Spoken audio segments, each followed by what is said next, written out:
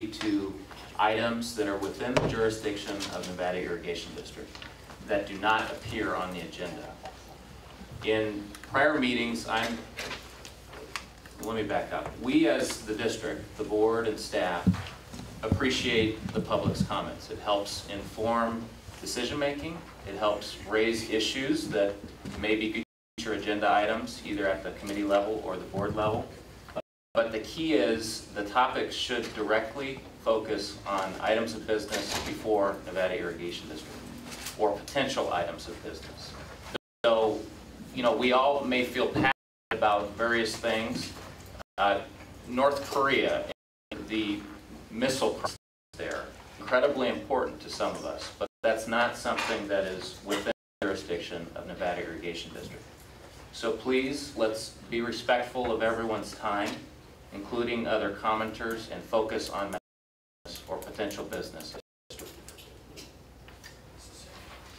Thank you. We'll go now to public comment on items that are not otherwise on the agenda. Remember that you're limited to 3 minutes, and that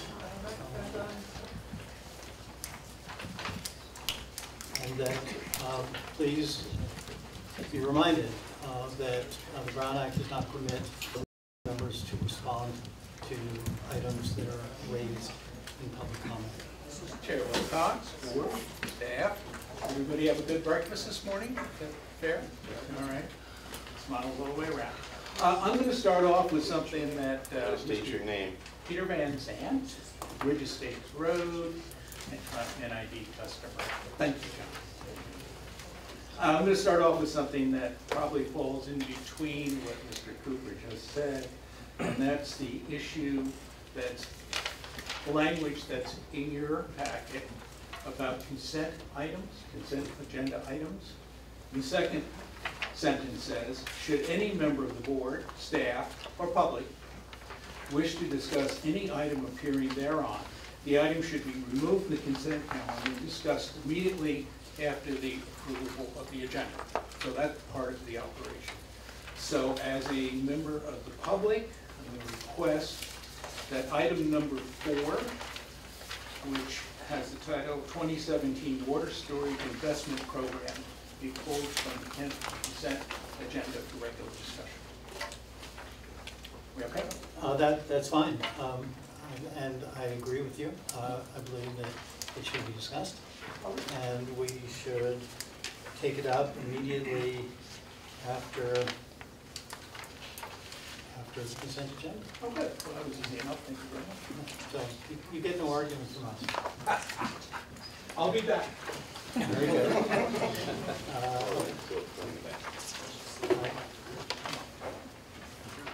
Good afternoon. My name is Ralph Silverstein. I live at 105 Bragg Avenue in Grass Valley. I'm here because I have some property in Paradise, and the Paradise Irrigation District services it. And one day I got a call on the phone telling me that my usage had gone over 10 gallons per minute, which is out of norm. Gallons per minute? No, gallons per hour, I'm sorry. Okay. Or maybe it was 100 gallons per hour, I don't remember what it was. So I called up the guy who lives there and I said, hey, would you check it out? And he goes out and says, I'll be darned, the hose that I had was irrigating. I left the hose on, but it's shut off at the end, and it froze overnight and it squirted water all over the place. So anyway, Paradise has this great system for notifying customers when they have a leak or unusual patterns in their water usage. It's called the Aqua Leak Alert System. I brought you a couple of the newsletters. They also have newsletters, and in their newsletters, they regularly talk about ways that people can save money. So in the interest of the water users in that community, they're working really hard to help them save money, how to plant different types of plants and irrigate, and then they notify you when you have a leak. Great idea. I encourage your body to consider this as a way to invest in something that helps the customers and saves water. I'll give these to you. Thank you. Very good. Thanks. I'll pass them on to the operations people. Anyone else?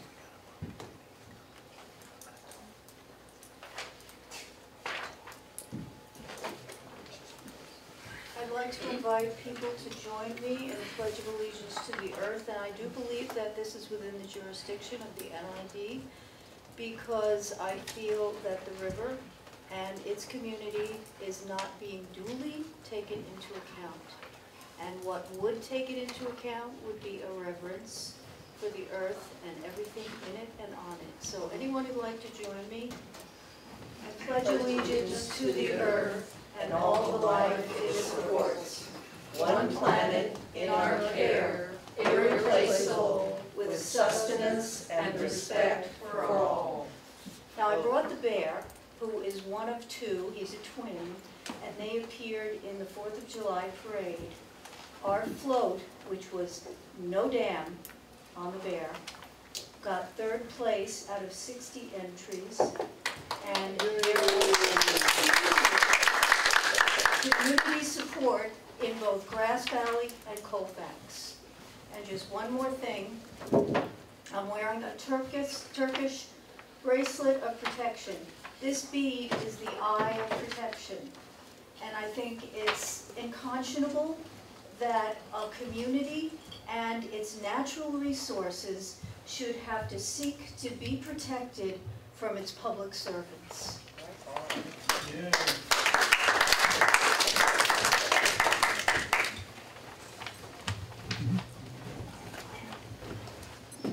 Carmen Mateo, Nevada City, Greene County Council. So other than the humongous support that we had at the 4th of July parade, it was unbelievable. We also went to the river and talked to everyone we found there. Some people do not live in the area that were enjoying the river, and they said that they grew up in the river and they come back here every year. They come from far away. So where is this so-called support that you mentioned for this dam? Because we haven't found anybody that supports the dam. And hearing also that part of the plan is to send half of that water to Southern California is not something conscionable for us to let go of what little we have left of this river, which is beautiful and a beautiful place to enjoy. There's also people talking about, like, why is NID spending money on buying property when this decision has not even been voted on? Yes. Yeah. Thank you. Yeah.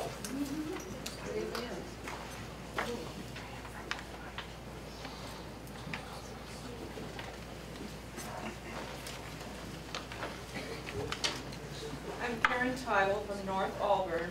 I am on the NID system. I just have 2 questions. Who will benefit from the Centennial Dam, and who will pay for it? Thank you.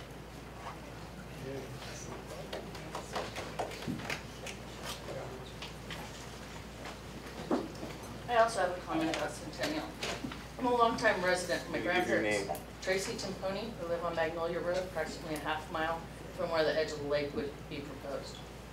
My grandparents bought that property in 1976, and I have lived on it since then.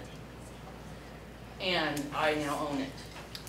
And as a teen, I spent many, many hours down at that river on horseback. And now, I have many questions. I have questions about the impact on our local water wells. I have questions about why this is being provided with no indication that service will be provided to my area of water. And I also have questions about the methane that's going to be off-gassed and produced if this lake is filled. So those are just a few of my concerns. And in my opinion, if this lake is approved and goes in, I will be one of the people moving out of there, because I do not want the noise, I do not want the traffic, and I do not want more people pulled into that area.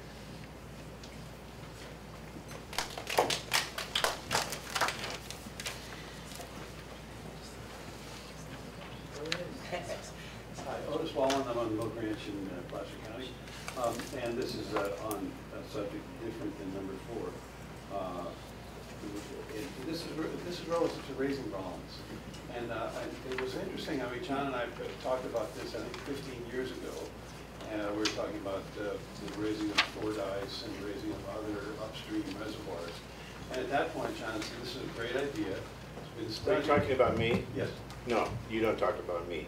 And that's not true. It was my recollection that we had a conversation. I don't recall that. That it was a good idea and it was viable. And I recall a conversation that we had 3 years ago where we talked about Parker Reservoir now and what was the implication there. And I recall our conversation that said, well, Parker and Roland are both viable and we'll probably do them both. Beginning about 6 months ago, Rem began talking about the raising of Rollins being impossible because it would have to be torn down in order to be raised and rebuilt and raised. And so I'm assuming that all of these are based on some kind of a preliminary engineering assessment of some kind. These are opinions on structures, and so I'm going to make an information request for the backed up information for either the raising of Rollins as it's been looked at since it was built in the 60s, and also what information we have that's of genuine engineering assessment on the unlikelihood of a successful raise at Rollins, since both have been spoken about in public. So I intend to make that public information request. I'll let you know by the end of the week. We are attempting, of course, to help NID have a robust portfolio of alternatives so that you can make a responsible judgment and responsible choices. Thank you. Thank you. Good afternoon, Board. Ricky Heck, Grass Valley. Thank you, first of all, for removing that item from the consent agenda to the regular agenda, and that's what my comments are about, which is why I'm here. You know, in this time where we have had so many discussions of transparency, it's taken the front seat in the dialogue between the public and NID. I was really puzzled and really disappointed to see that this item, Water Storage Investment Plan, which was really about money for Centennial, was put and hidden on the consent agenda. I don't know how that happened. I don't know why that happened. But I believe it is a break in the public faith, a breach of your duty to be transparent, and simply stated, just a downright sneaky way to do business, actually. The constituents, the taxpayers, and the ratepayers have systematically asked for more transparency. And transparency is more than just a video of your board meetings and an audio recording. It also goes to what is being done behind the curtains. By this attempt to disguise the funding request for Centennial, it appears that this is an attempt to deceive the people served by your district. You cannot ask for trust one day and violate the public trust the next. Thank you.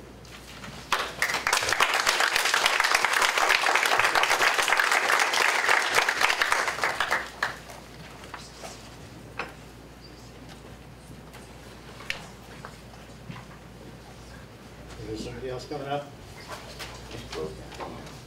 Okay, you're too slow, Bob. Sorry. He's got a cane. He's got a cane. I'll be nice to him. I'm Bob Center. I live in Grass Valley. I'm sorry I'm slow, but I have an extra leg, so it takes a little more time. And I would like to speak to item 4, which is the... Well, it's going to be on the agenda. Why don't you wait?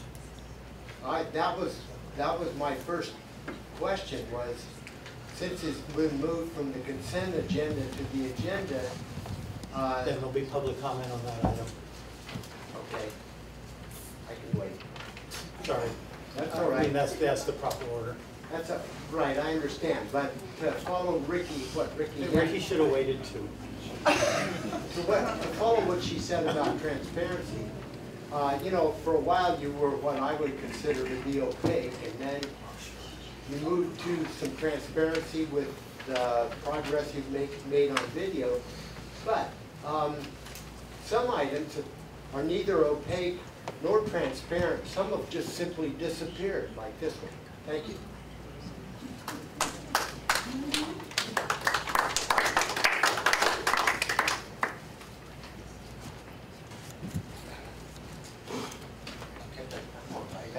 I'm not nearly as crippled as I act.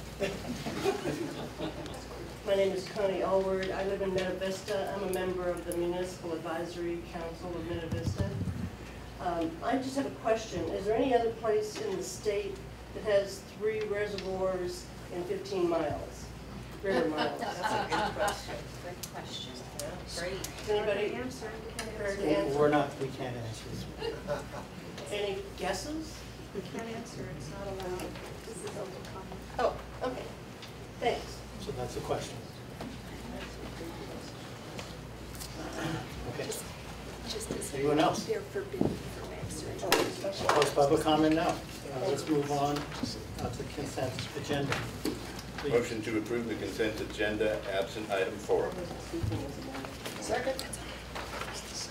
Roll call, please. Division 1, Aye. Division 2, Aye. Division 3, Aye. Division 4, Aye. Division 5. Aye. Okay, we'll move on to item number 4 that was pulled from the consent agenda, Water Storage Investment Program. Adopt resolution 2017-24. So, do you want to present this round? I guess so. So, Board, this is item number 4. The resolution before you, resolution 2017-24, is a request by CWC to be a portion of the application package itself. The package, CWC is California Water Commission, so it's required as part of the package. The package is currently being developed. It's not in existence, so the resolution is a requirement by CWC. We brought it to the board as a singular item because it is a piece of a much larger package that will end up at the California Water Commission but has yet to be generated. So this is why it was here. Okay. Are there any board comments on this? No, does the public have copies of the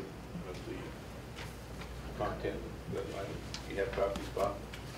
Here, I'll share it with you, and then you can share it with others. It's very comprehensive. It's totally transparent. Thank you. I do have a question. Nancy. What's the larger package? Can you describe that for us, please? So the larger package that's currently being developed is, it actually sets up what items are of public benefit that the project will have.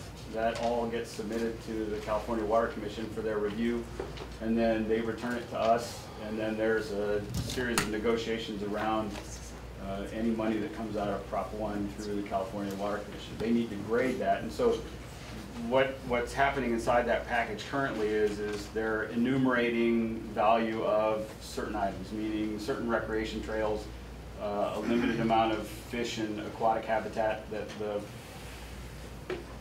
so it's stuff like that. So we're trying to use work that's being done with the Contra Costa Water District, with sites, with the sites JPA and others that are supplying, that are going to provide packages to Prop 1 so that our enumeration of the value of those assets is on par. But again, this resolution is a requirement of CWC, so it's not. Could you describe what financial benefit NID might derive from this? Financial benefit, meaning? You know, how many dollars? And for what? 2.7 billion. 25% matching funds through the state? Yes. All right. So Prop 1, Chapter 8 fund, Chapter 8 money, is roughly $2.7 billion.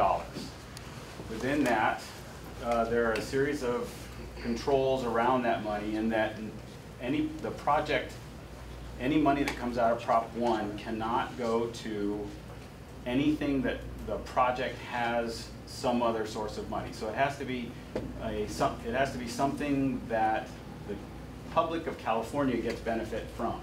So fisheries water, increased habitat, trails, that kind of stuff. So NID has an opportunity to provide definitely recreation. That's something that we're looking at. There will be additional water for the 13 miles of riverine system between Combi and Camp Far West. There will be improved habitat below Camp Far West, or the opportunity for improved habitat below Camp Far West. So there's a very limited group of benefits that the state of California will generate from this facility. Yes, and I think those benefits are highly You don't have the floor. So right now, I can say that all of the projects, sites, Temperance, Contra Costas, Los Vaqueros, Centennial, Subtropic, all those projects are struggling at this point to define and to enumerate statewide benefit. So we're developing that now. And so as part of the package that's due, this resolution is supposed to be a part of that packet as requested by California Water Commission. It's my understanding that this resolution is simply a placeholder, that there's a deadline that is coming up soon, before which you need to have these resolutions in if you want to stay in the mix, correct, so to speak. And this is very far removed from an actual grant of funds, and that whether or not we were to be granted funds, then we would have a decision on whether or not we would wish to accept such funds. That's correct. And that's a decision that is down the road some ways. Yes, sir. Sorry, another question. So this is just a second, Nancy. So this is kind of an administrative action at this time. Correct. Nancy. Sorry. So what commitments do we need to make in this application? Are there commitments, and what are they? No, ma'am. We're making no commitments. We're just putting in the application.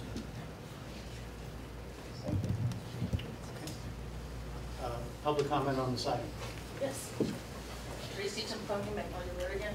Please step to the microphone and I'll say that again. So Tracy Timponi, Magnolia Road.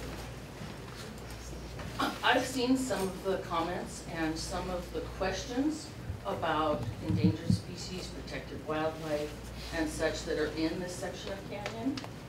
And as I said, I'm very familiar with this section of Canyon. I think that it's highly debatable that the offsets of increased recreation, which is already available in the area. I mean, we've got, Lake Rollins, and then in my immediate area, there's Combi Lake, there's Lake of the Pines, and then there's Camp Far West, all within a reasonable driving distance. And you're not looking at the impacts of the noise, the traffic, also blocking my secondary and tertiary access to fire escape. So there's many, many issues here that I feel are not being addressed.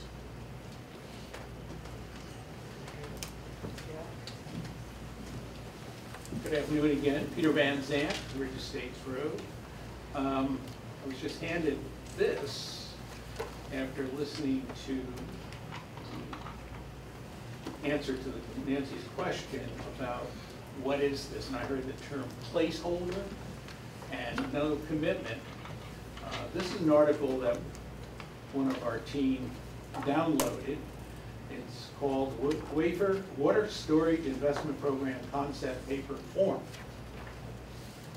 And it's a list of project called Centennial Reservoir Project. Estimated cost $300 million. Funding request $100 million. So I think that's more than just a placeholder. And what went along with this is apparently, and I may be wrong on this, but apparently this is the list of projects that are being included in this larger request. And as you can imagine, the highlighted part is Nevada Irrigation District, Centennial Reservoir Project, Public Agency, Local Regional Surface Storage, $300 million, and then $100 million being requested. So this is not a placeholder, apparently, to just look and see, or maybe something will happen. This is a request, this is a project description, not a detailed one, of course, but it's a project description that's included in a larger package. So I hope board members will discuss this aspect of it. Charles, thank you. Would you like to respond to that? Do we want to do them on a one-to-one? We can. Yeah, I'm sorry. Yeah. So We'd like to provide a response to that. So what Mr. Van Zandt is referring to is when CWC got the initial Chapter 8 funding, they sent out a request for potential projects. And that was just to get a lay of the land to see how many projects were out there, what their believed funding commitment would be, just to try to figure out how big or small that group was. And that's that information that he has. That is absolutely preliminary and is not being used by CWC for the grant program at this time. Says I'm sorry. Says CWC on here, and this is a list of projects. So I'm not sure how it's not included. It's written up and then submitted. So I'm still a mystery about this. But thank you.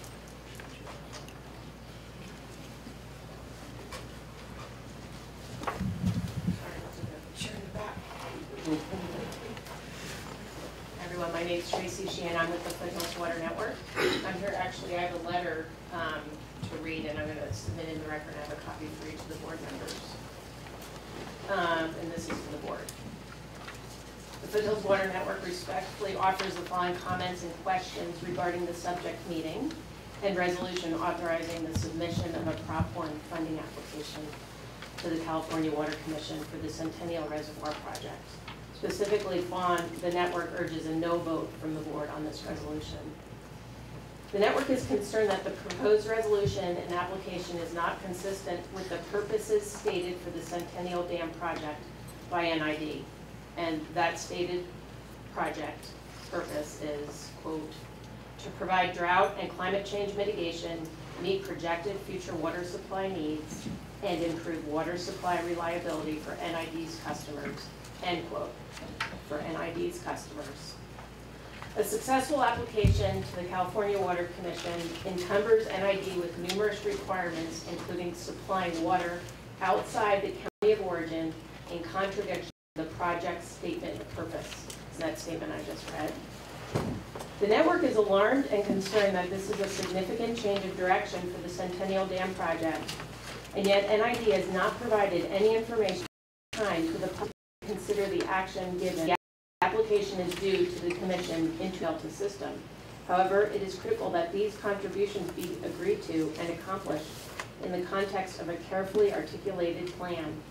The network believes it's premature and out of step for NID to make these commitments outside of such a process. The successful Prop 1 CWC application significantly jeopardizes county of origin status for much of the project's water. Ultimately, CWC funds encumber the use of the water for benefits to the Bay Delta system and other regions of the state, much of which is permanently unrecoverable.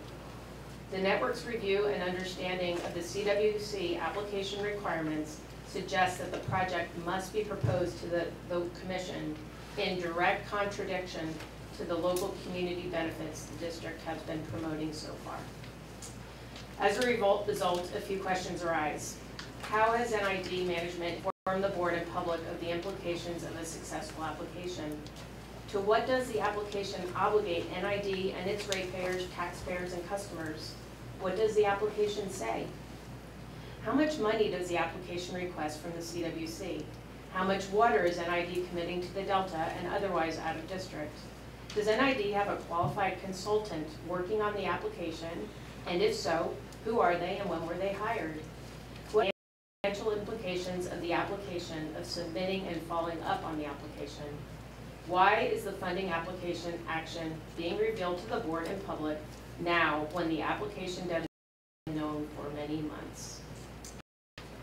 Given the two significant revelations of NID's new plans, and that's the Aqua study and this application that's going in on Monday, the board's affirmative vote raises the question of the whole and true purpose for Centennial Dam water. If the application is successful, NID will have substantially less water than stated, and planned by NID to justify the project risk, expense, and impacts. In addition, NID could permanently jeopardize county of origin status for significant amounts of project water, also limiting the community's ability to address its uncertain water future with viable alternatives. And so that is the end. I will give you each a copy of it. Thank you.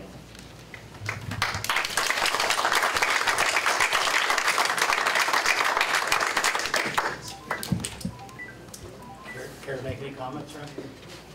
I guess we can, just one at this point. I can tell you that the application currently has no commitment of water.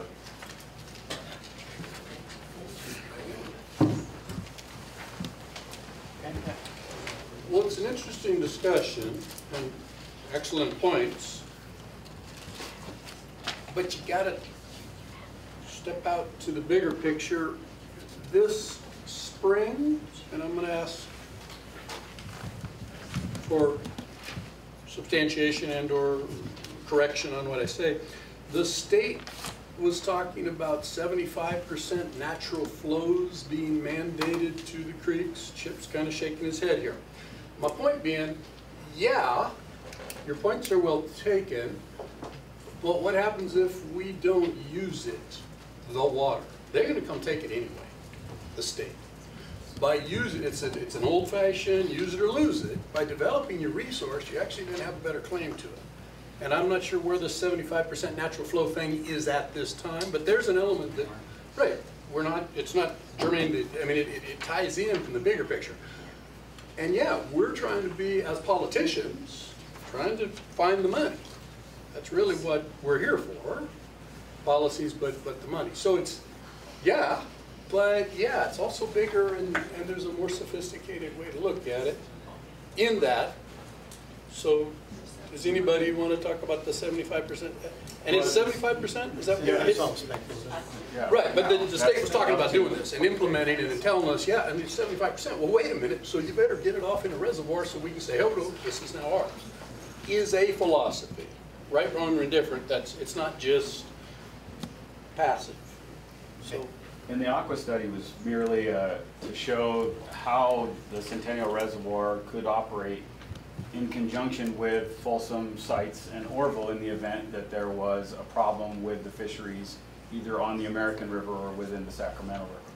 So up here in Northern California, absolutely. yes to the Delta. And it was just a study to show how that reservoir could interact. But through the course of that study, it becomes very clear rapidly that Centennial can do a little bit to support if there's an emergency in Folsom. It can do a little bit to support if there's an emergency with Orville or Shasta in terms of protecting species in that lower half of the Sacramento River. But in terms of operating with or insulating the Delta or any of that stuff, Centennial has very little use. So it really is only a regional operated reservoir.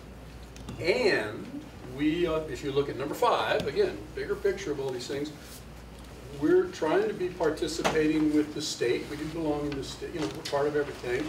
If we can regenerate the groundwaters at the tail race at the end of our run, the Kemp Far West, the state isn't just going to give you the money if it doesn't have some, you know, it's a little give and take on that. So trying to get the money, that's another place where we can show benefit. Doesn't mean more than 10,000 acres. Again, back to the non-quantification at this time. Lion's share of it, no, right here and for Placer County is really where most of the water goes. But that's another, number 5, that's another place where we're talking about, yeah, help us build this thing and we can help out there by regenerating the ground table. Not down in San Joaquin, but just here locally. Because the waters naturally run to the Delta anyway. So it's all that. Good questions. But philosophically, there's more to it than just the simple black and white. Thank you for the letter, Tracy. I'm going to call on Mr. Center while he's still vertical. I'm Bob Center. I live south of Grass Valley in Nevada County. And I want to follow along with what Mr. Miller said. I'd like to kind of back to a higher level and talk about just exactly what this Proposition 1 involvement with Centennial, just to elaborate on that a little bit. First of all, there's a competition for the prop money. I followed it quite closely. I would say that Nevada Irrigation District is unlikely to get very much of money. I don't think that you, of course I don't know a lot about your application because it's not transparent, it's actually invisible. So, but I don't think that you really stand a great chance of getting the money. Secondly, if you do, I think there's a big concern that the amount of water that will be committed by the state to other purposes rather than yours and our purposes may well exceed the value of the money you get. Now, and I have a third point now that I listened to this discussion here. Actually, I think that this meeting is an excellent kickoff for considering this whole business from the start. Because I thought I had some idea of what was going on before I got here. But listening to this discussion, my suspicion is that you, the board, and you, the general manager, are substantially confused about where you're going with this and what its implications are. I worked very closely with the modelers that you have, I think, engaged to evaluate the hydrology and the operation of Centennial with HDR. And my question for you, among many others that I think can be answered, given that this is the starting point of the evaluation of this project, or at least the part of the evaluation of getting the money from Prop 1 and the California Water Commission for Centennial, I think today starts that evaluation. One question I would ask is, are all of these other possible uses for the water, are they to be included in the model that I assume that HDR will build for you? And will you do a quantitative assessment of what the impact is going to be to the obligations that sooner or later you're going to have to make for whatever money you get? So thank you. I look forward to working with you on this evaluation as it proceeds forward, because, I'll state this again, I think it's nowhere now, because with all due respect, I don't think you folks understand this issue. Just to reaffirm,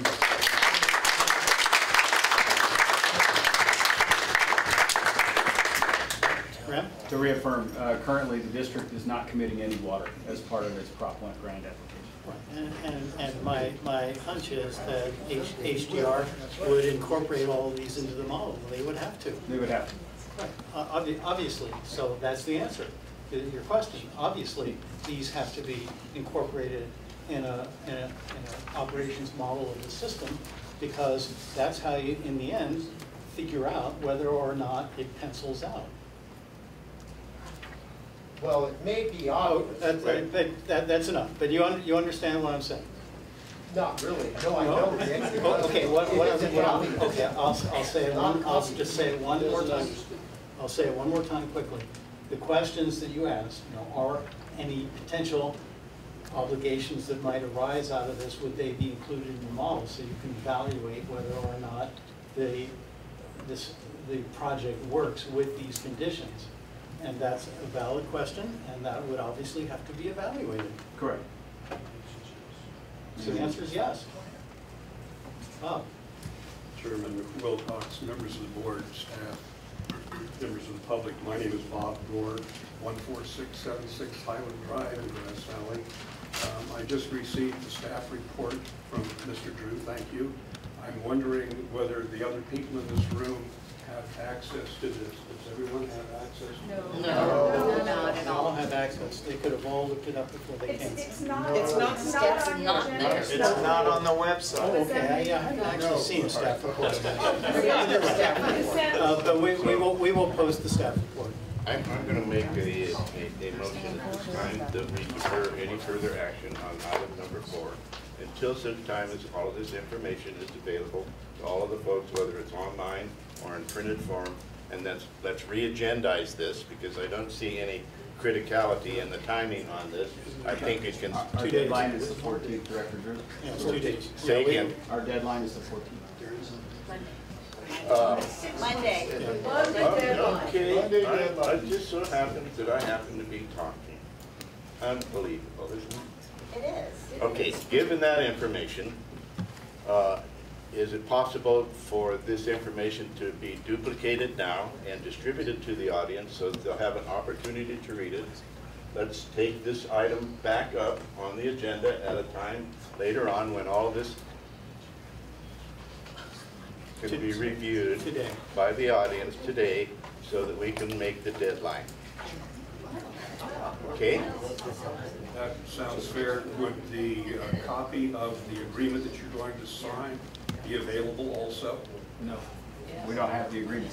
You don't have See, the agreement? California Water signed? Commission has the agreement. This is just the resolution. This is just a resolution, Bob. This is it. Chris, can we give this to somebody so that they can make copies? Sure, I don't know. Bob, what do you have? Oh, this is the resolution. This is the staff report that I was given by Mr. Drew. That's, must be for another item, sir. All we have in this item is a resolution. There isn't a agenda packet. This is a later agenda item. Water service rules and regulations. I'm sorry, Bob, that would be my mistake. That's item 3 on consent. So it's already been voted and approved. I had to do it mutual. This is Sorry. Yes, sir. Is there a staff report for the item we are discussing now? No, it's just the resolution. Just a resolution. Do you have a copy of the resolution? You have a copy of the resolution? It's online? Okay, and you've had an opportunity to read that? Yep. And Bob, you have a copy of the resolution? I just got back into town, though. I've been out of town. All right, I'm sorry for the confusion. I pulled it out of the slot. I thought it was a component, so continue. I'll just quickly read the language in the resolution. Whereas the Board of Directors of NID approved that an application be made to the California Water Commission to obtain 2017 Water Storage Investment Program funding pursuant to Title 23 agreement to receive funding for the Centennial Reservoir. Now therefore be it resolved, the General Manager of Nevada Irrigation District or designee is hereby authorized and directed to prepare the necessary data, conduct investigations, file such application, execute a funding agreement, and any amendments thereto, and sign invoices with CWC. So that's the sum total of the resolution. And so that's the item before us. And as I said previously, this is truly just a placeholder. This does not commit us or obligate us to anything. And I said earlier, I think that we have, and Tracy's comments in the letters in the Foothill Water Network letter are well taken. We have to think long and hard whether or not this is a direction we need to go. But that's not the decision today. Diana Suarez, Colfax, California. Hello to the NID Board, the virtual audience, and everyone here. The question before the NID Board is whether to spend even more ratepayer and taxpayer money on the preparation of an application for your billion-dollar dam proposal without looking at the pools of money available under Proposition 1 for other opportunities, including groundwater storage and meadow restoration. NID's application under the Water Storage Investment Program is problematic in multiple ways. Meanwhile, there is another pool of money under Proposition 1 called Integrated Regional Water Management Funding. This funding is intended to improve regional water self-reliance, security, and adapt to the effects impacts on water supply arising out of climate change. Sounds a lot like the stated purpose and need for the proposed Centennial EIR. Some of this funding is targeted specifically for our region, consisting of the mountain counties from below Lassen to Fresno, a small area of competition. The project applications are due at the same time as the one up for board consideration today. Yet NID has not pursued an application under this category. The criteria for eligible projects includes projects designed to promote and practice integrated regional water management to ensure sustainable water uses, reliable water supplies, better water quality, environmental stewardship, efficient urban development, protection of agriculture, and a strong economy. Why has NID neglected this opportunity for funding and failed to develop projects that meet these criteria?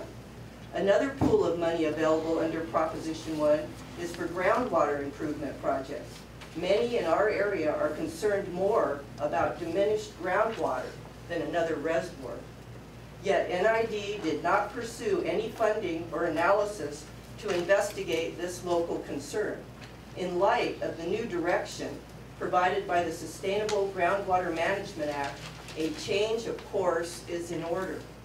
Take the time to reconsider, and please vote no on this resolution. You're giving an awful lot of power to one guy. It is time to focus on other alternatives and avoid this rush to the last resort. The dam is supposed to be the last resort, not the first.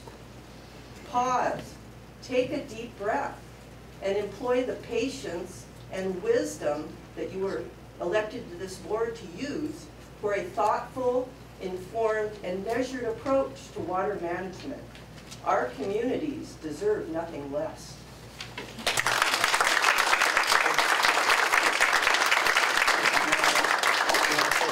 Sure. So it's simply untrue that NID hasn't pursued Prop 1 funding for restoration of watersheds. NID has received grants for activities in the English Meadow, which we're currently conducting with Bloom Scorch.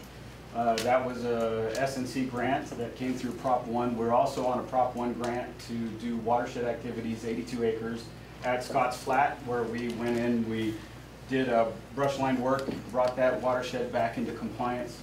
With regard to watershed studies, NID actually conducted a really thorough groundwater study with USGS in the early 1980s and 1982. We did truly groundbreaking work in the area to the west of Highway 49 and south of Highway 20 to look at that aquifer that we thought was there, which is not, and to look at the band of water that's available to that community, and we're very active in that.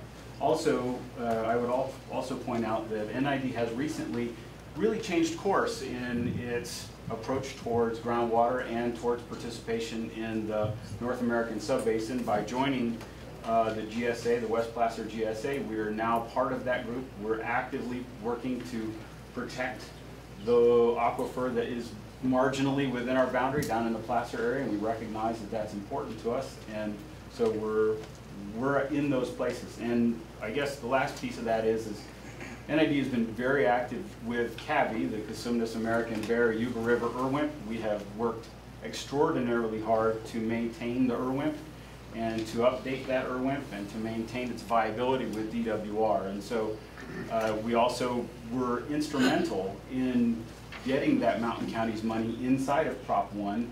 That money currently is being utilized to do the disadvantaged communities research. That's about $1.3 million currently that will feed into the remaining 10 million or so. And our work with Placer County, El Dorado County, and El Dorado Irrigation District has been really kind of the glue that has kept the NGOs together and kept that Irwimp alive. And we're really focused on making sure that not only the Mountain Counties money that's designated for our community comes to the Mountain Counties, but also to make sure that we work with DWR and the other funding partners to bring Prop 1 monies to the community.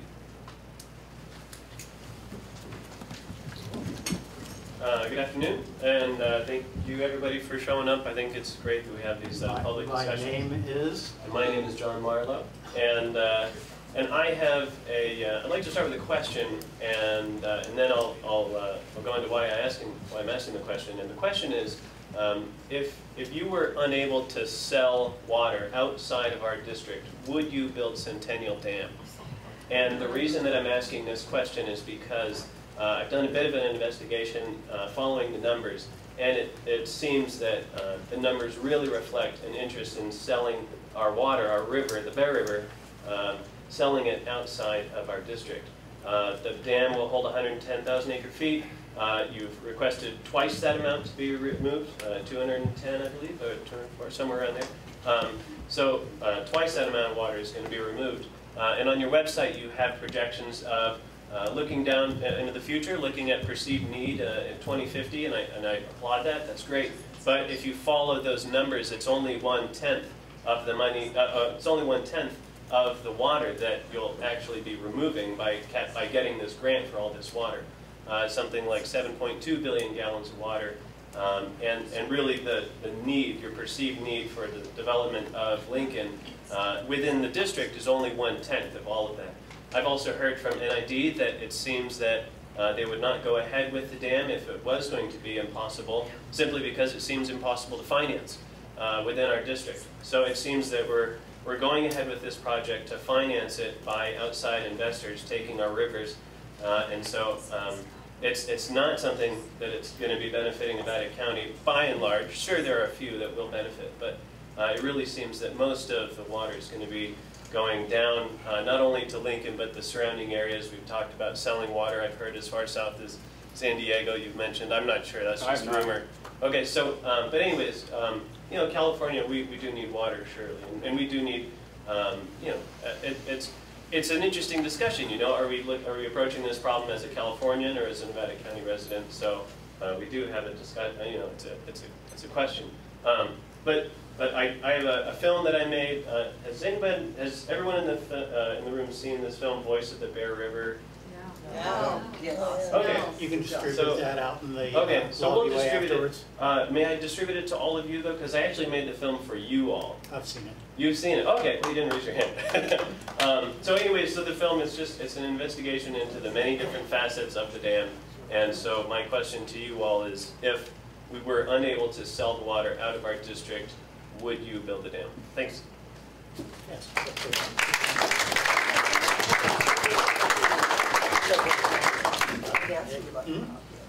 just have one comment. Okay, well. Yeah, I just have a comment, just a simple one.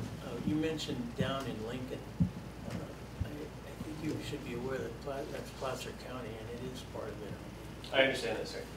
And that's where the majority of the water from the Bear River goes now. It goes to, we pump it up to Lake the Pines for treated water. The Combi Phase 1 takes a little bit out to Garden Bar and out there for agricultural. Yeah. But the majority of these waters are to Placer County. So when you say sell, yeah, we sell water, but it's our district. Yeah. It also will off. No, it's not. Go ahead, sorry. It also will offload the waters that are diverted from the Yuba up top. Because if we're catching the rainwater down here, we do take water from the Yuba at this time. We have for many, many years. Yeah, it'll decrease the draw because now we have it here. We don't need to take it as much. So that's where it gets back to Nevada County. So your premise of we're not using Nevada County, yeah, no, the water at the Bear River, it's gravity and geography. But yeah, North Auburn, ladies from North Auburn and all that, all the way down to where Will lives is the district. And so, yeah, that's where we primarily are going to utilize the water. Well, you said it open-ended like we're selling it to San Diego. We're not selling it to San Diego. Lincoln is part of it. And it is part of the Okay, let's not have this discussion. Can we answer the question though? I was trying to. No, what's the question? If we were unable to sell the water out of our district, understanding that includes Placer. Okay, so you qualify by out of it. Yeah, out of Nevada Irrigation District. Would we still build it? And I think the answer to that is yes. Would it be financially possible? Yes. No. Yes. Okay, now you can sit down. Yes, and there's you have your answer. CBS. You were just asked to sit down. He was at, okay, all right. John, I'm engaging him. Thank you. There was just a, kind of, everybody's getting fired up here. There was a thing on CBS News the other night that was very interesting that's just coming out about the solar and the changing of the peak and all that and the need for the hydro. So again, it's not just water sales, it's everything. So, but I think you have the answer to your question. The answer would be, yeah, we still have projections that we're going to not have enough here. There's no snow melt. We'd like to help the other side, which is the Yuba, so we probably, yes. None of our planning documents at this time is selling water outside the district, other than to South Sutter Irrigation District. That's the only place that who already has a claim with us all these years. But as we're looking to further develop Lincoln, we're creating more demand. We're not looking to develop. We are held to serve. We're a public agent. We're held to serve. We can have that discussion offline if you'd like. Thank you. Yeah, it goes to Mr. Van Zandt. Still Peter Van Zandt, still in Regis State Road, and still an NID customer. This is a little crazy making. I was on vacation, so I didn't have a chance to catch up, but this is a pretty skimpy packet for a very important step you're about to take. I did get a chance to look at the requirements for going down the road in this application, which, by the way, you're being asked to launch. This is not taking a peek at the whole card to see if it's an ace or a 2. This is an application. And one of the requirements for this water, which goes with this application, is that it has to benefit the delta. Those are the words. I did read them. It has to benefit the delta. Now, I don't think that means you're going to send them flowers. I mean, you got to be serious about this. And now we're in the discussion of what Foothill Water Network articulated earlier, your stated purposes for Centennial Dam. Now we're talking about benefiting the delta if you go down this path. And then we have the Aqua study that just came out that NID helped fund, which is also a system to get more water down south, San Diego, Delta, wherever. It would leave Nevada County. So I think seriously, to get back on track with the project and get back on track with the public, is you need to look at what you are really doing. If there is excess water in your request, and that means it's not going to be used in the county, that means someone may come for it.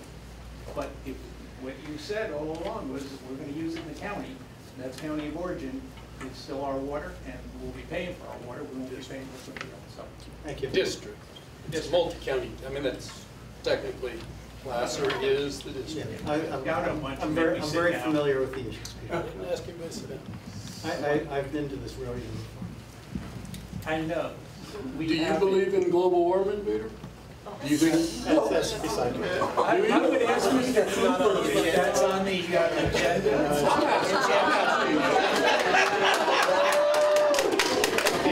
I think Peter's finished. Anyone else?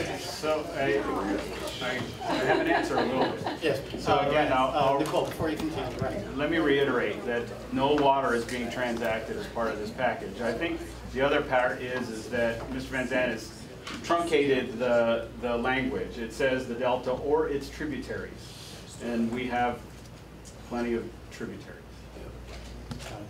Nicole. Nicole Ragland, Grass Valley. Hello. Nice to see you all in the afternoon. Got to sleep in a bit. A reoccurring issue that I have when the board discusses the dam and recreational areas and preserving the environment is that they're two separate things. And REM is quoted on the website as saying the Centennial Reservoir can achieve co-equal goals. We can meet the water needs of the community and we can enhance the area's environmental and recreational needs. They should not be two separate things. The environment is our recreational need. And when you apply for this money, which is its intended use, is not to destroy the environment, but to build it up, I would say the state would be greatly at fault to give you any money. And my last point is, REM is also quoted in talking about the film and saying that it lacked factual, this is just a loose quote because I don't have it in front of me, but it wasn't based on fact. So if Rem has not yet seen the film, I suggest he grab a card before he leaves. Thank you.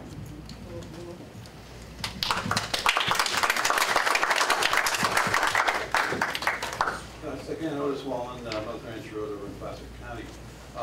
Looking at the two issues, the WSIP project proposal, what DWR requires of you on August 14th, when you submit your project proposal, is project authorization by the governing body with jurisdiction.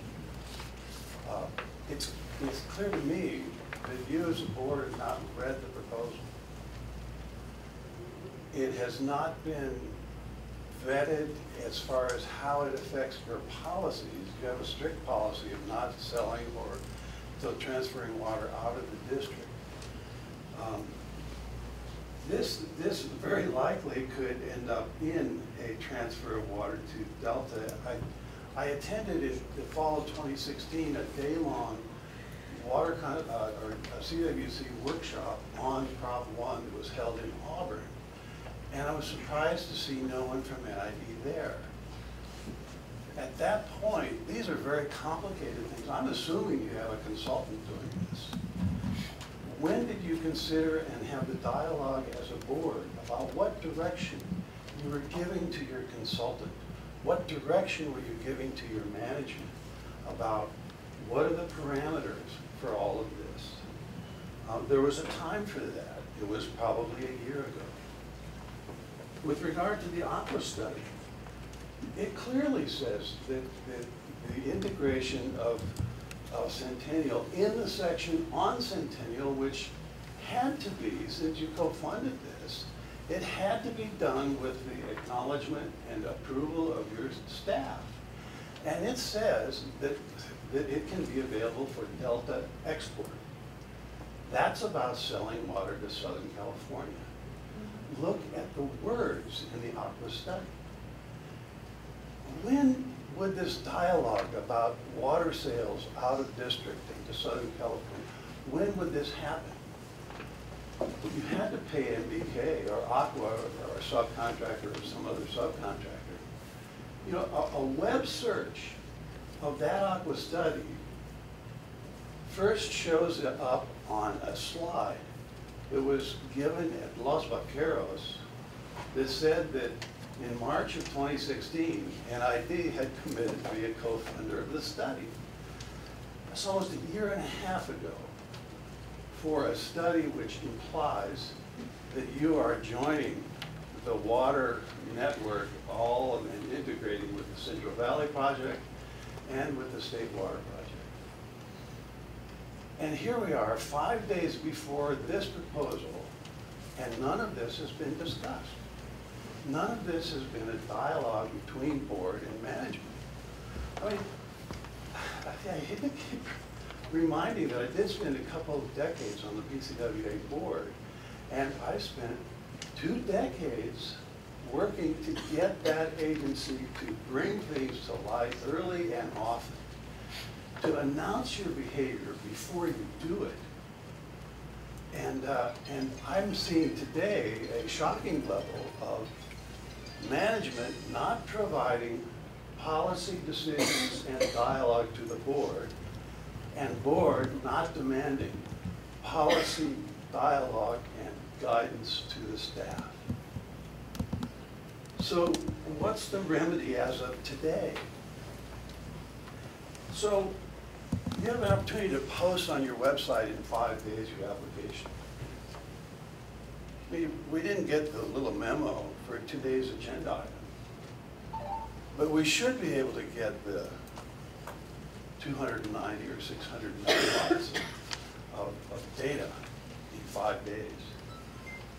If we don't get it on your website, within 30 days it has to be posted on CWC's website.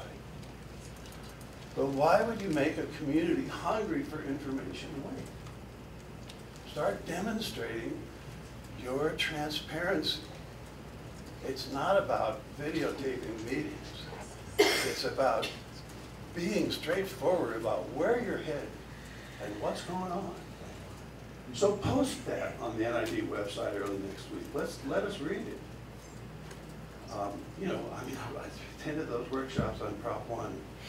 If you're taking the unallocated Can water, you try and wrap it up, Otis? Yes, thanks. if you're taking unallocated water out of the Bear River, out of the Delta, they're going to demand you go water back. So the second piece is I think I'll make also a public document request.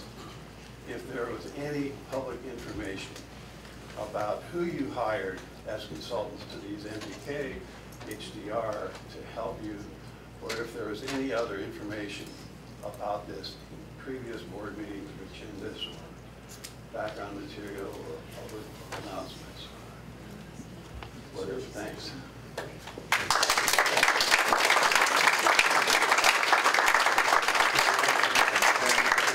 Is it possible to file for an extension on this matter? Not that I'm aware of, no. Good afternoon, board and esteemed staff. I'm Bruce Herring. I have been a property owner and NID customer since 1990. I'd like to begin by reading directly from the Layperson's Guide to the WSIP program. In the preamble, of course, funding provides up to $2.7 billion for storage projects that improve the operation of the state water system, are cost-effective, and provide a net improvement in ecosystem conditions. Article 1, Section 6000 states that this program declares that the will of Californians that funding provide more reliable water supplies, restoration of important species and habitat, and more resilient and sustainably managed water infrastructure. Section 6006 says a project must not adversely affect the free-flowing character of any river afforded protection pursuant to the California Wild and Scenic Rivers Act. Section 6007 says ecosystem priorities include increased delta outflow and restoration of groundwater and surface water interconnection, and the enhancement of groundwater conditions to improve the quantity and quality of riparian habitat for aquatic and terrestrial species. Section 6009, that applications will be scored based on 4 criteria: public cost-benefit ratio, relative environmental value, water quality, resiliency, and risk. So I submit that if you proceed with this application, you are not only stating something contrary to your original justification for Centennial in the first place, but I think you are working contrary to the very intention of the WSIP. I also suggest that you will score quite badly on several of these categories: cost effectiveness, resiliency, increased environmental value. That is a net loss, since you are actually destroying a great deal of ecosystem and habitat. Further, if Centennial actually does come into existence, it may be possible that the operations of the reservoir could in some years be in violation not only of the Wild and Scenic Act, but for relicense. And so I'm just wondering, wouldn't NID and all our constituents have been better served by an application for something like a conjunctive groundwater replenishment and restoration project? And I understand that may be possible in the Lincoln area. And I'm also just, an application such as that would cost less. There'd be no controversy. It'd probably be approved through all these processes we're going through quite easier. And I don't know. So it seems to me that my suggestion is, in fact, it can almost be made into a motion. And by the way, on a point of order, it is altogether improper for the clerk of the board to unilaterally change an agenda item from consent and bring it out into a regular public discourse. That requires a motion, a second, and a vote of the full board. So here's my motion. I move that A, you reject this application completely and vote against the resolution, and B, you instruct the staff to look into a conjunctive groundwater replenishment project. Thank you.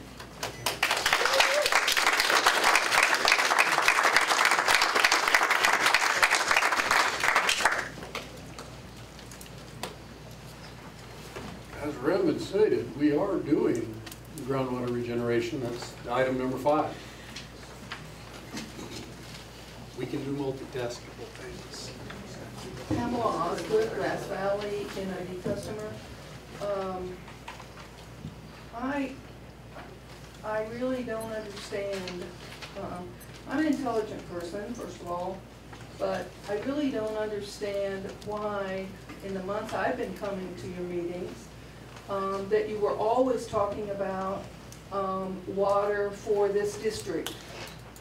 And if in fact you didn't know about the request of the Delta being part of it, then you were ill-informed. If you did, then I'm afraid that you were lying to us. And I really, that makes me very sad. Makes me very sad. I understand when you were saying you were quoting, execute a funding agreement, and yet you're telling us that you don't, you aren't making any agreement about funding. It's really weird to me, and I prefer not to think of you as liars, but that appears to be, it appears to be a situation.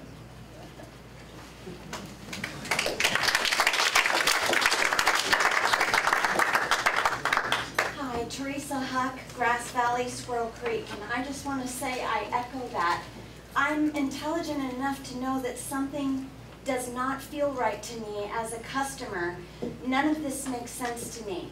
And I hear what you're saying, I hear what everyone else is saying, and something is not right. And I just wanted to state that as an NID customer, I am very against this application. Thank you.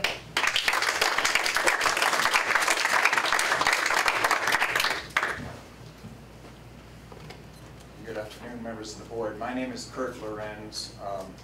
I'm a former Nevada County Planning Commissioner and chair of the commission for 2 years, which means that I have intense sympathy with what you're doing. I'm glad that I don't have to dig through those piles of paper anymore, and I know that your job is not easy, and I appreciate that you take it on. My caution to you listening to today's discussion is that there may be a risk that the board is in danger of making a Faustian bargain here. That the possibility that by either knowingly or accidentally surrendering part of your 1927 water rights, you can get a pile of money to build your latest shiny new thing. And my guess is that years from now, we'll assume that that might be an accident, and that as we proceed through this process, it's going to become clear that this kind of application to CWC is a mistake. And I don't know that, but the caution is being raised, and 10 years from now, I don't think you want to be known as the board that gave away 20% or 30% or whatever of the 1927 water rights of Nevada Irrigation District. And I caution you to look at what's happening very carefully because something doesn't smell right here. Thank you.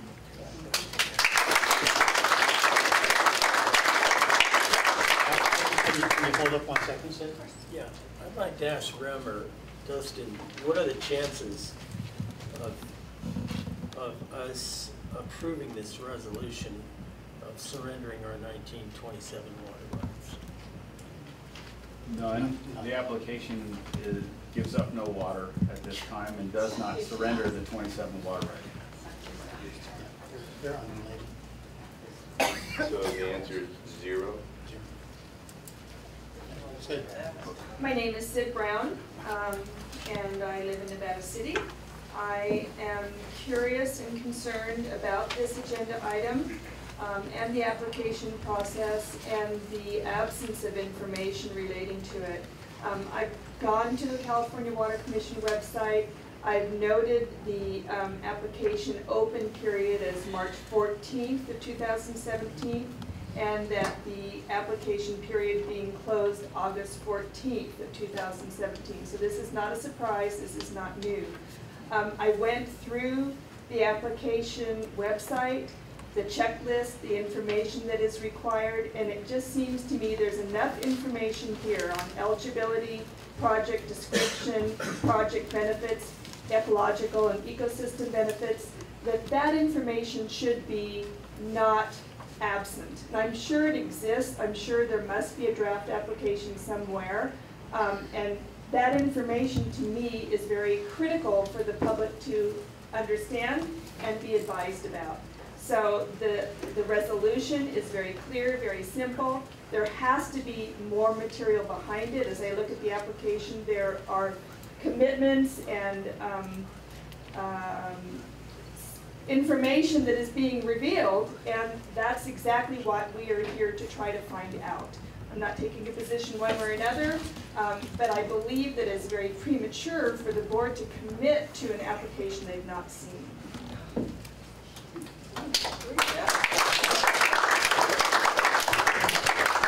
Okay. One more. As often happens at NID board meetings, I'm learning a lot today. I've heard Rem say several times that this application does not commit us to giving water away outside the district at this time, at this time, at this time. What I'm hearing. At all. At all. At all. It does not have water type. The application does not. So he did not say that. I did say at this time because I don't, right now they're building the application. Okay, so a question. Under Prop 1, Chapter 8, my understanding is that if we were in the future to accept monies provided by Prop 1, we would be obligated to make some water available outside the district. Is that a correct belief? No, it is not. I would say it's likely that we would be required to make some sort of delta commitment. No.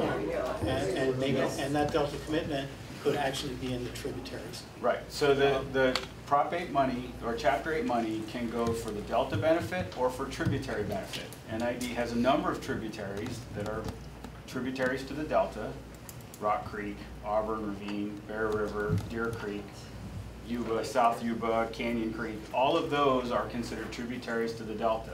Any environmental benefit as a result of the project, essentially to the 13 miles of the Bear River, to Auburn Ravine, to Coon Creek, to Rock Creek, to any of the ravines, all of that is quantifiable benefit. This is not a big application, everybody. This is because we're not attaching water to it, to the application, the benefits are very small. And so any funding that comes out of this application will be de minimis in terms of the greater scope of all, meaning between, and I'm totally spitballing, but it's going to be in the $10 to $20 million. It's not a lot because we're not attaching water to it. Okay, it would be. I think it's important to understand that staff does not, as a practice, bring the applications to the board for our Prop 1 grants, for any of those grants, until we're at the point where the grant is solidified, the description is complete, and we're ready to engage in that grant. Then the board decides whether or not it wants that grant. It is entirely the board's discretion as we approach the CWC Prop 1 grant to decide whether it wants to be in that grant or not. Okay, I think it would be a problem for the board and the district to not at least put itself in a position where it can apply for those monies. If we're not in that room with CWC and the other projects, then that funding opportunity is lost to us. Okay, we have to be there, right? We have to be in that room because those descriptions they modify, and I agree. NID will not score very highly on certain categories of the fork.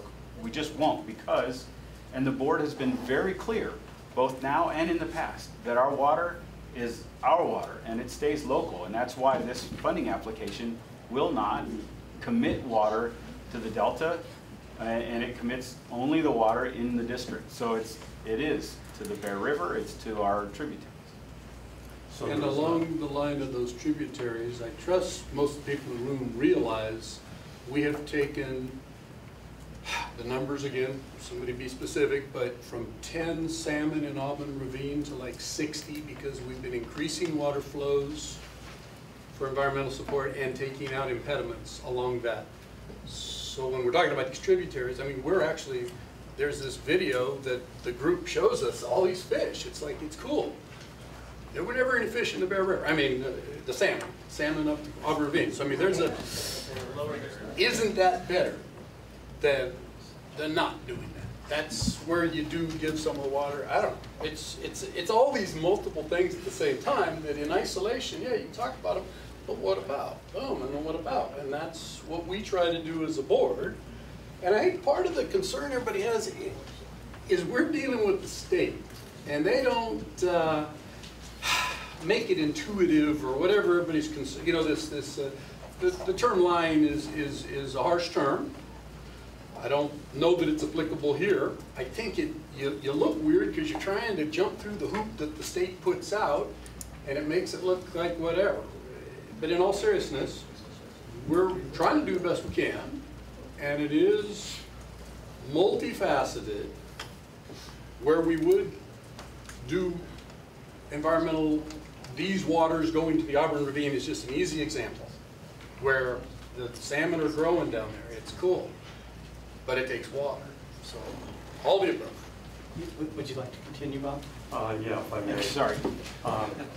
So, I think what I'm hearing is that the acceptance of Prop 1 funds would not require, but there is also the possibility that some water would leave the district. They haven't been offered. To provide support for tributaries of the Delta. Well, I think that's a very real possibility regardless of the Prop 1 funding, right? As we move through the permitting process, Fish and Wildlife, NOAA Fisheries, and others will be looking to the district to provide support fisheries flow. Okay, so thank you. I will continue, and I believe I forgot to identify myself when I got up. So, John, I'm Bob Brandstrom from Grass Valley. Bob, don't kid with me. It's also for the record. Yes, it is. So, my real points in speaking here today is not to address that key issue of what appears to be a possible change in policy of keeping water within the district or leaving it. My concern is about process. This proposal isn't simply about a dam. It's about democracy and how we operate as a democracy. One of the things I hold most dear about living in our country is this democracy and the opportunities that all of us have to participate in that democracy. Incumbent upon that democracy is the trust we place in our elected officials to represent the interests of their constituents and our opportunity to hold them accountable for that trust. This requires our elected officials and our public agencies to be transparent in their activities and to engage the public fully when major decisions are being made that affect our communities. This proposal before the board today violates that trust on several accounts. The item is being proposed at a special meeting. Under the Brown Act, special meetings require only 24 hours notice instead of the usual 72 hours notice for regular meetings.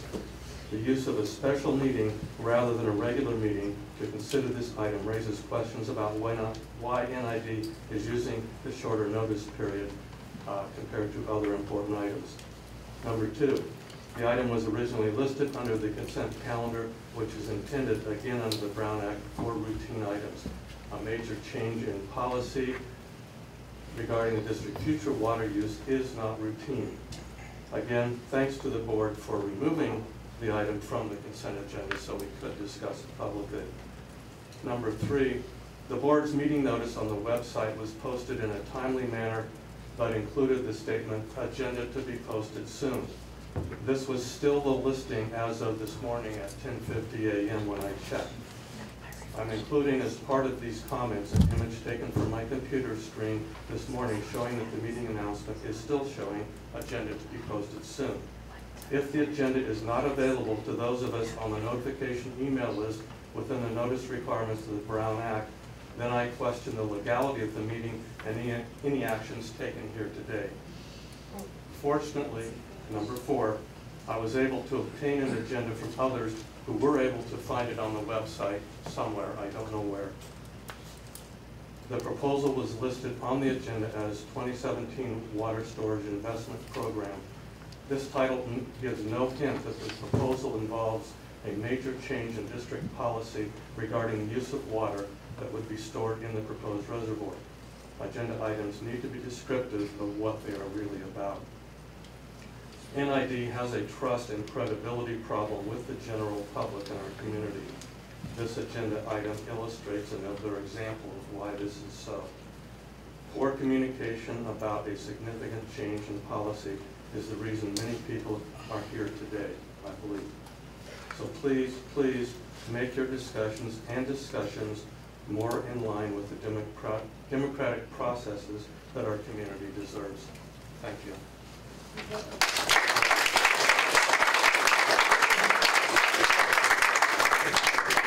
Well said, Bob. I think it's very well stated. Ricky, hi, Ricky Peck, Grass Valley. Thank you. You know, it occurred to me, and I too I'm on the Planning Commission, Kurt, and so I know what it's like to sit through all these papers, and thank you guys. But, you know, this resolution that was part of the packet has the whole resolution here. And I'm wondering, since REM is said so clearly that there is no commitment of NID water, and I'm asking if that would then be added to this resolution should it go forward, so that it would read the last sentence, and sign invoices with the California Water Commission, subject to no commitment for NID water.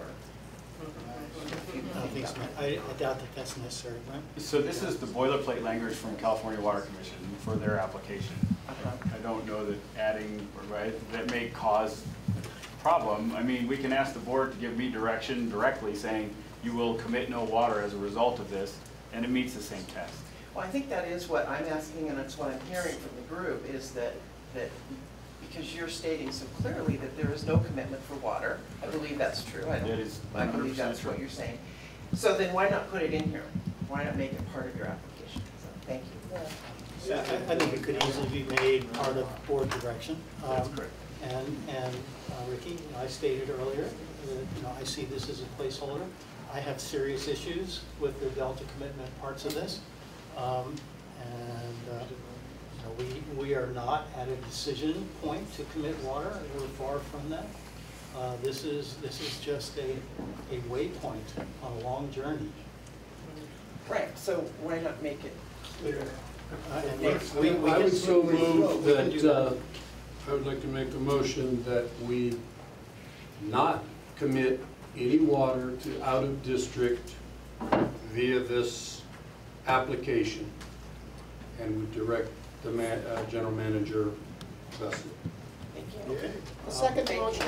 Okay, we have a motion and a second. I'll second that. You'll third it, okay. Okay. I want to hear from Rem and Dustin on the clarity that's required to make sure that that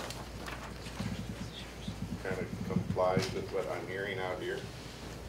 Well, we're not changing the resolution, we're just. So right We're now not the changing the board is resolution, is that what we're adding a line. We're providing direction to Ram. No, direction to Ram. The motion was directed to our general manager. Again, you deal with people, you change their template, and then it's PG&E does the same thing. We're not going to change their template. We're doing it, but were it to be voted, we haven't even voted on it yet. That's why the only condition I made. Okay, I think your motion's quite clear. Okay, thank you. I tried to keep it simple. We have a motion, a second, and a third. Public comment? And do it. And the direction that we're giving to REM as a component of this motion carries all the weight necessary to comply with what I'm hearing in the audience. Yes, sir. Yeah. This is board direction. And we could have Absolutely. additional public comment on this, I suppose, but I think that's what the public comment's been all about. We've been trying to listen. Yeah. Okay then. Okay then. We have a motion and a second. And a third. Okay. And we're still kind of have a motion within the public comment on this. But can we go ahead and vote on this motion at this point? Roll call, please. Division 1. Aye. Division 2. Aye. Division 3. Aye. Division 4. Aye. Division 5. Absolutely. Thank you, board. Thank you. I'm Barbara Ravines from Grass Valley. All I had to do was step up to the podium. That's enough to scare emotion out of us. Fantastic, scary. I did want to say to the audience, though, and to you too, that you've all done a wonderful job in pulling. I didn't know anything about this until a couple hours ago, and so I had not prepared, was not prepared to say much of anything other than to congratulate the people who have done some very quick work, and to comment on the fact that it seems to me that getting an application of this serious intent together in a very short period of time to put before you does not seem to be serving you very well by your management team here. So I associate myself with a lot of the comments made. And thank you, But I hope that we have resolved that concern by I our direction. I certainly hope so. Yes, Right. but thank you all. By our direction to management. Is there any additional public comment, or if we? Just a question, so does that also apply to the dam? So does, and your name, sir? John Marlowe. So does that, Where are you from? Grass Valley. So your motion here, does this also apply towards Centennial Dam with respect to that which, by the way, if you go to South Center Water District? Stated with reference to the resolution, I believe is how I started. Yes, it applies. It's a very finite, It applies to the resolution. It's just the resolution. Trying to get. So the concern is that this state money might be used to enhance export of water outside the county and area of origin.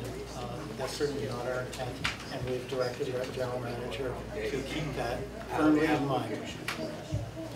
So that's where it goes. That doesn't mean that you couldn't export other waters from the project. It's really where we've all been to start with, so this but is nobody only knew that. So this is all about this piece. The last sentence that you meant, so that's only in, that only applies to which water? Yeah. The To the application. Okay. It applies only to the application, it's clear. Okay. Clear. Now sit down. Thank you. You have something useful to add, Mike. Always. Thank you. Mike Pasner, Indian Springs Organic Farm, 31-year water user for NID. I grow vegetables with it. I'd like to hear the language you just voted yes on, if I would repeat it, please. Would you please read back the motion, Chris? Exact motion. The board gave direction to the general manager to, and that's the point where I'm going to refer to my audio tape, to execute the resolution. And No. Go to your audio tape. sorry, I need to go to my audio tape, evidently. So yes, I need to go to my audio tape for that. I did it in only 2 sentences, and that was with reference to the, I don't, burp it up again, my wife told me. Maybe Scott, you can repeat for Chris what you thought your resolution was. But she will refer to the I am audio tape. afraid, It was yeah. there when I said it because I was so listening. clear at the time. It was. Well, I really was. I was trying to listen and translate.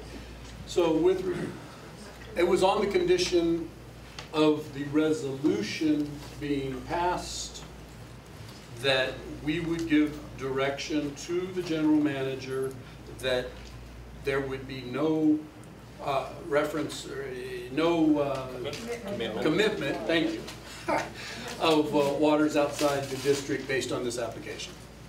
Correct. Yes. Perfect. Probably paraphrased at this point, but You cleaned it up. Excuse me, that has to be before you vote on it, because it has to be in there. Would you please come to the microphone and state your name and not call from the back of the room? Thank you. we've already voted. I'm really sorry. Pamela Osgood, Grass Valley, NID customers. I was very grateful to hear what you said. As I understood it, I said if the resolution were to pass, so I conditioned, and then we voted on that condition. And we've done that other times, based on changing of blah, blah, blah, language or something. So I said, if this, and I'm referencing this resolution, were to pass today. So that's the conditional. That's why, okay. because it was ahead of it. I didn't hear that in the first part. That's right, because and I said it again the second time. I think that passing it, I mean, with this going, I mean, we don't want it passed. But if, I mean, you know, if you're going to pass it, I mean, even if it should be in there before you vote on it. It is. I hear you. Well, we just voted on this resolution, and so that goes along with whatever we do on the I would like to move for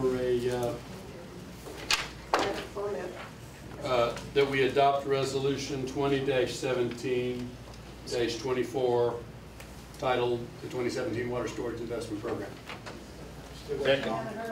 Okay, before we go there, I think Nancy has a comment. I can wait, mine will be better afterwards. And we have one last brief, to-the-point comment. We're in Liquid's Grass Valley, and to the point, very reassuring that what we just heard, but I think we need to take note of the fact that there's a lot of distrust, because it was said over and over again that the water isn't going outside. Somehow that's not being retained by all of us. And my question is there a reason for that? And I would suggest bias. It works both ways. Bias. The young lady from Colfax, the whole time Ren was talking, was kept like, listen, Frank. So peace, I mean, but people get biased. So what people hear and what they don't hear is a valid question, but nobody can answer it except the person. But I think bias comes into it. People have biases. They hear what they want to hear. Ms. Lippos, would you like to finish? Yes. I'm just noting the fact that NID was a co-funder of the Aqua study, along with the Metropolitan Water District of Southern California, the Freant Water Authority, Irvine, Southern California, Branch Water District, and Sites Joint Powers Authority. So there's suspicion here, and with good reason.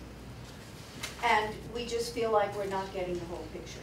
Then the last thing I want to say is that even if the water stays in district, if it goes down to Lincoln, what piece does real estate development, that incentive, have in the reason behind building the dam? Are there real estate investors who are interested in investing in this dam?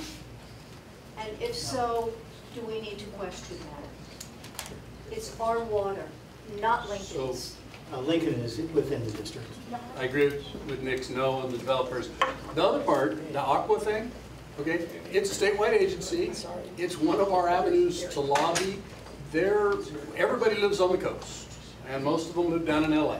So all those big people run all of these, and we try to have a voice, and Rem's even our Region 3, we get him in there, so we have a voice. So that's why we're in there with these people, so that we're, yeah, I mean, if we don't participate, then Aqua is only Southern California centric. And when you're there, you realize, oh my God, this is so Southern California centric. And that's just the way the world is. So we're there, yes, our name gets on papers with people because we're trying to have a voice and represent this area. I mean, that's just. Yes, ma'am. True. Sue Gelati, I realize you hope I'm the last speaker. I do. I don't like speaking, and I know you guys are sick of listening, but I went to the very first meeting when the homeowners were invited by parcel numbers only. I distinctly remember, even though I'm a woman, that REM stated there was going to be lots of extra water for a while because we wouldn't have been built out all the way. And so we'd have lots of water to sell down the road.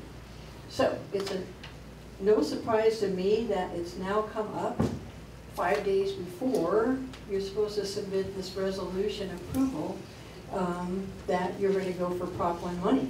Duh. Anyway, I don't feel like NID's been honest with the people and upfront with what they've been doing. That's kind of a no-brainer too. I tell it like I see it. I really think this is a bad idea. The dam's a bad idea. For starters, there's not enough water. Hello, you're going to give precious water away now? I know you say you're not, but if Prop 1 comes back and says, oh, you signed up on the resolution. Oh, well, if you promise us this little bit, then we'll give you even more money. One thing leads to another, and the way this whole dog and pony show's been going, I don't trust it. I urge you to vote no on this resolution. Thank you very much. Thank you. I think what Rem Nancy still has a question. Go ahead, sorry. well, I don't have a question. may I address her? I wanted you to complete your motion, and then I have something to say, and I just wanted to get my toe in the door before this is on to another subject. I have arthritis on my neck. It's so hard. No, it's okay. So do we have a motion on that? Just gonna see. We have a motion, a second on approving the resolution. Okay. I just. Then before we do that, I was curious what meeting this lady was talking about when you said the first one. Was that down at Forest Lake Christian or? Okay, I mean, I assume so. And I think what he was talking about is our projection to 2030, that the current water stores, and again, back to Peter here, the whole point is we're losing, again, believe it or not, I mean, there's a lot of snow up there this year, but for those last 4 years, there was no snow, and that's 110,000 acre feet. Lo and behold, that's what this reservoir is. I mean, it's silly that they come so close together, but we're trying to be proactive. Well, what the heck did you do on the board all those years? Now we're out of water. I don't want to be that guy. Okay. So if it's an expensive project and there's dialogue about it, I hear you. But the point being, I think there's a cyclical change in the world. You keep seeing it every day on the news, everywhere. Crazy storms and all this stuff going on. And that's what we're trying to do. There's no way to replace the snow that's not falling most of the years, and it's anticipated that most of the years are going to be really dry. But I think the short term, he was saying we have enough water to make it 2030. You were saying he said there was extra water or something.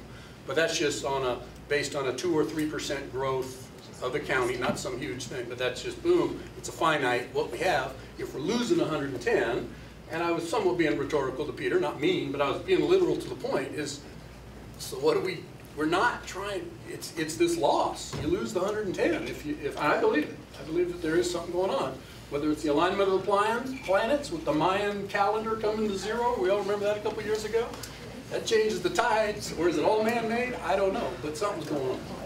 And it's the loss of that snowfall.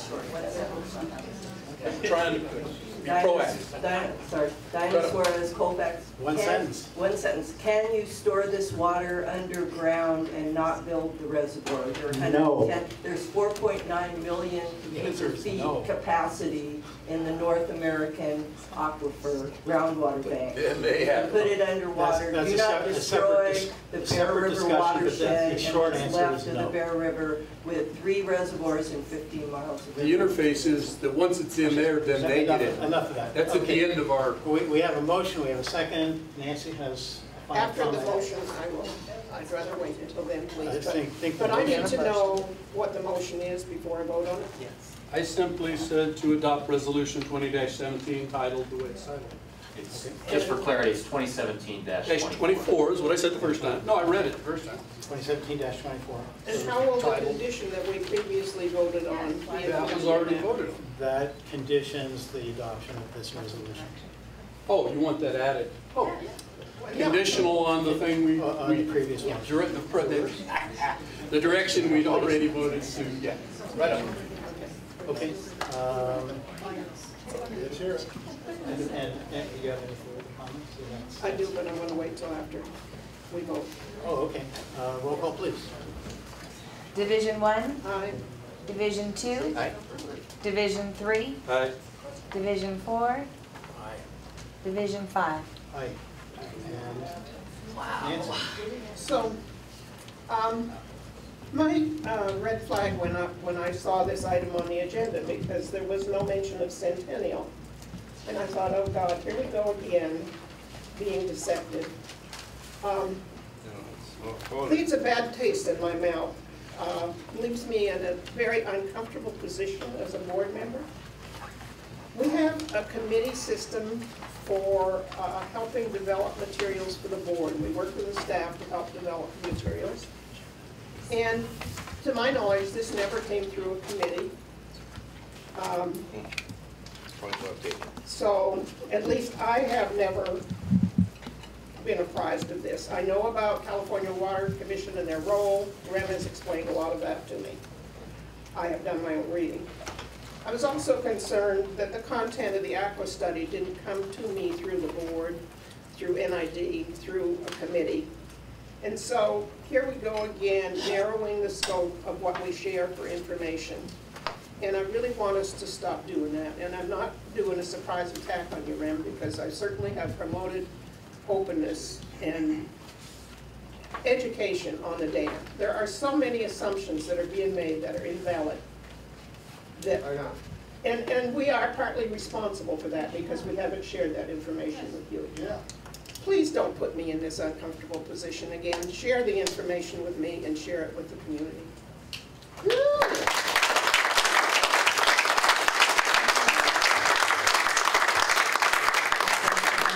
I would just like to make one final personal comment, and that is,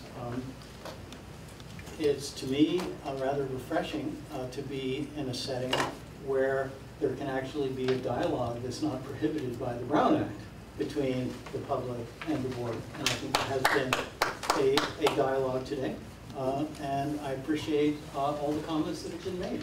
I think this is very helpful. And I understand, I fully understand the points that Tracy made in her letter. Thank you. Anyway, with that. On this subject, Dustin, may I make a motion that we not, from this time forward, put anything with regards to Centennial project on the consent agenda? Can I do that? You can give me that direction. Yes. I had the same thing. When it's on consent, we never used to do it so much, and we do it independent of Centennial to make our meetings more efficient, and I think it's overused. So I think direction to staff, because I don't know if Chris may have a role in putting together the agenda. I don't know your process. Well, it can die for lack of a second. I don't even think a motion is necessary. I think it's an understanding. I think that's an understanding. I just try to do it the way we set up. But your point's well taken, Scott. Okay, I'm gonna recess for 2 minutes to clear the room. We have a lot more work to do this afternoon. This is not the only item on the agenda. Primarily, he refers to the budget, which will be lengthy. If you want to stay, stay for the budget.